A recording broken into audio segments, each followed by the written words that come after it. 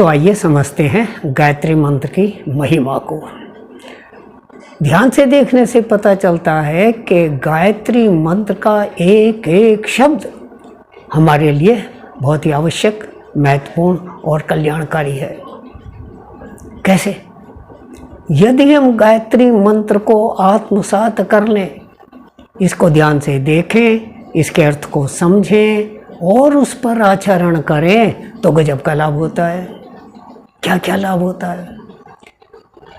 तीनों लाभ होते हैं, ऐहिक, यौगिक और आध्यात्मिक भी। तो सबसे पहले ऐहिक लाभ को देखते हैं, क्योंकि ये आज के ज़माने में हर व्यक्ति आध्यात्मिकता और यौगिक को पीछे छोड़कर ऐहिक दृष्टि से हर काम को करता है और सांसारिक कामों में बिजी रहता है। अधिक से अधिक धन, पदवी, नाम कमाना चाहता है। दूसरी बात, यौगिक लाभ। यदि हम गायत्री मंत्र के अनुसार आचरण करें रेगुलरली, पंक्चुअली, तो व्यक्ति 100 साल की आयु पाता है, कभी बीमार नहीं होता, आरोग्यता बढ़ती है, स्वस्थ रहता है, प्रसन्न रहता है, आनंदित रहता है और जीवन में कभी किसी प्रकार की कोई कमी उसको नहीं खटकती। तीसरी बात, आध्यात्मिक। मात्र गायत्री मंत्र ही एक ऐसा मंत्र है, यदि आदमी उस पर चले तो लौकिक और पारलौकिक दोनों लाभ उठा करके पुनर्जन्म को भी अच्छा बना सकता है, मोक्ष पा सकता है, निर्वाण पा सकता है और इस 84 लाख के आने जाने से मुक्ति पा करके प्रभु मैं हो सकता है।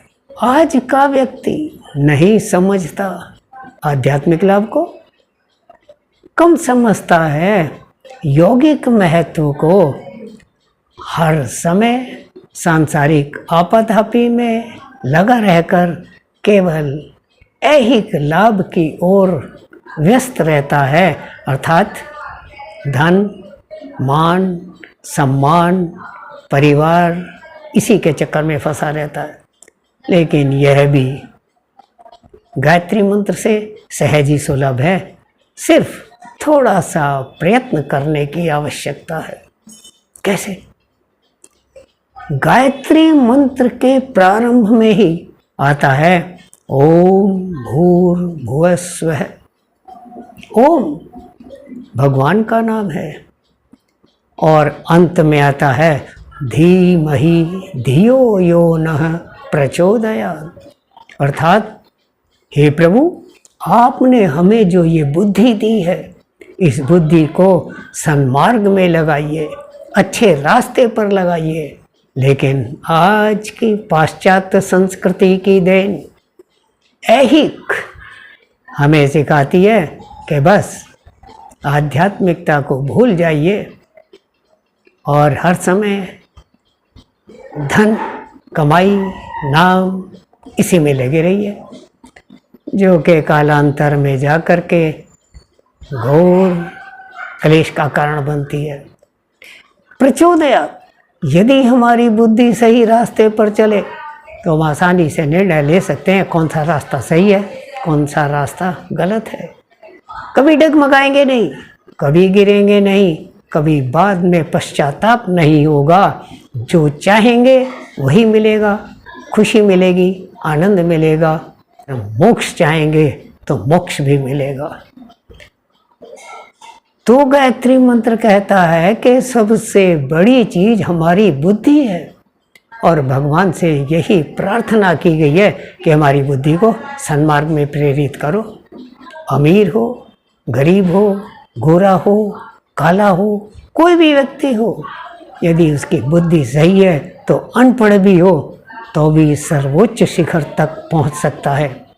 लेकिन यदि बुद्धि भ्रष्ट है तो लोग उसको बुद्धिहीन कहते हैं, बालक बुद्धि कहते हैं, मजाक उड़ाते हैं और वह एक उपहास का पात्र बनकर रह जाता है। इसलिए बुद्धि को सन्मार्ग पर चलाना अत्यावश्यक है। इसके लिए हमको गायत्री मंत्र की शरण लेनी ही पड़ेगी। आज शुरू करते हैं कि ओम, गायत्री मंत्र का जो पहला अक्षर है उससे कैसे कल्याण होता है। मात्र ओम को यदि ध्यान से देखें तो वायु के प्रवाह में, जल के बहाव में, सूर्य की रोशनी में ध्यान से देखने पर पता चलता है कि बस ओम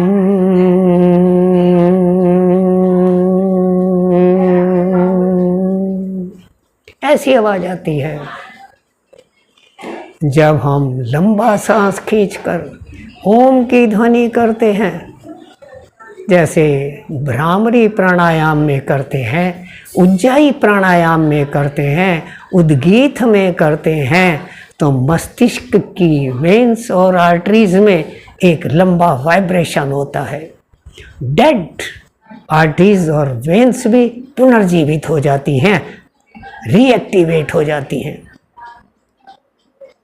और मस्तिष्क की धमनियां और शिराओं के 100% क्रियान्वित होने से बुद्धि बढ़िया काम करती है, नींद अच्छी आती है, सिर से संबंधित कोई समस्या हमारे निकट नहीं फटकती। फिर हम अपने मस्तिष्क को किसी भी क्षेत्र में लगाकर परम शिखर तक पहुंच सकते हैं, चाहे ऐहिक क्षेत्र हो, चाहे यौगिक क्षेत्र हो, और चाहे आध्यात्मिक क्षेत्र हो। तो एक बार जब हम भ्रामरी प्राणायाम करते हैं तो गहरा सांस लेकर आँखों को, मुंह को बंद करके बाह्य संसार में हटकर अंतर्मुखी होकर ओम की ध्वनि में खो जाते हैं, तो गजब का लाभ होता है। एक बार करते हैं, आप भी कीजिए मेरे साथ।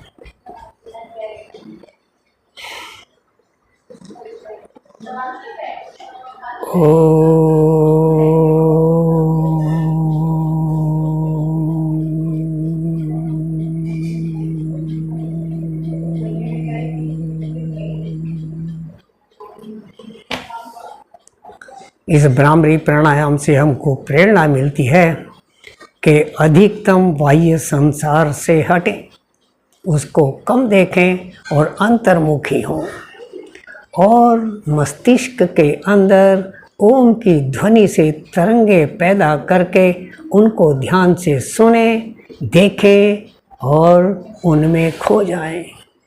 मात्र 6 मिनट यदि आप ओम का गुंजन आंखें बंद करके एकांत में बैठकर करते हैं तो 1 सप्ताह में ही आपको अपने मस्तिष्क से संबंधित गजब का लाभ दिखाई देता है। नींद बढ़िया आएगी, एकाग्रता अच्छी होगी, हर काम में मन लगेगा। यदि बच्चे करें अधिकतम अंक प्राप्त करेंगे, नवयुवक करें तो उनकी एफिशिएंसी बढ़ेगी, वृद्ध करें तो भगवान के भजन में ध्यान लगेगा, मन में शांति होगी, आनंद पैदा होगा, बीपी सम रहेगा। क्या बात है।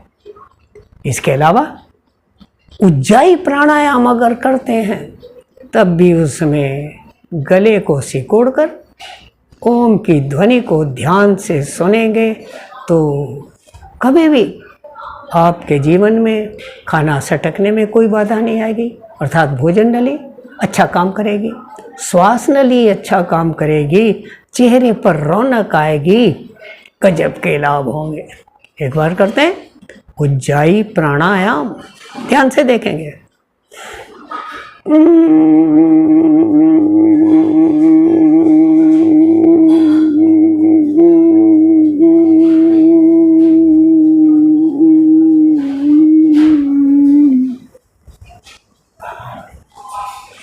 इस उज्जाई प्राणायाम से जहाँ एक और भोजन नली और श्वास नली स्वस्थ रहती हैं, वहीं आपकी वाणी में भी जान आती है, कई लोगों को मैंने देखा है, मेरी आयु वर्ग के लोग बोलते हैं तो आवाज़ नहीं निकलती, बोलने में जान नहीं।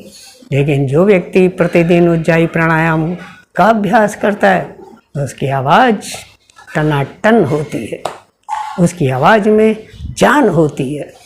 इसलिए यदि आपको अपनी आवाज़ को निखारना है, गले को मधुर बनाना है, गायन क्षेत्र में है उसमें नाम कमाना है, तो प्रतिदिन 5-7 उज्जाई प्राणायाम सुबह शाम करें, नहीं तो कम से कम एक बार तो अवश्य ही करें,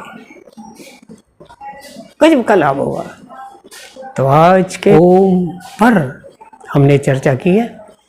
कल इससे आगे भू, फिर भुवः, फिर स्वः, फिर तत्सवितुर्वरेण्यम, इस प्रकार आगे बढ़ेंगे और एक एक शब्द को ध्यान से समझकर आत्मसात करके लाभ उठाएंगे।